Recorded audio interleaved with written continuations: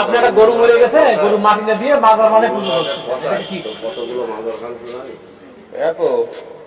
মাজারের জন্য যদি আপনার মায়া লাগে সিরিয়াল আছে 230 আপনি মাজারের পক্ষে কথা বলছেন কেন? তোমার কবর আছে, তোমার কবরটা কোথায় উঠাই দিই। দর্শক, যারা মাজারের পক্ষে মায়া লাগে, মাজার ভাঙছে, মাজারের জন্য আপনার খুব মায়া লাগতেছে, এদেরকে ঈমান থাকবেন। এই মাজার কিসে?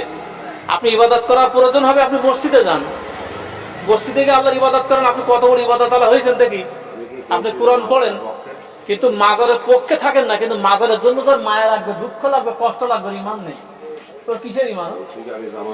যেখানে রাসূল সাল্লাল্লাহু আলাইহি সাল্লাম বলেছে, আলী তুমি মাজার দেখলে মাজার সমান করে দাও ভেঙে, আর সেখানে আমরা কি করছি? সমর্থন করছি। মাজার কেন ভাঙবো? এত মাজার ভাঙা ঠিক হয়নি, তাহলে ঈমান থাকবে আমার? আমি তো রাসূলের বিপক্ষে চলে যাচ্ছি।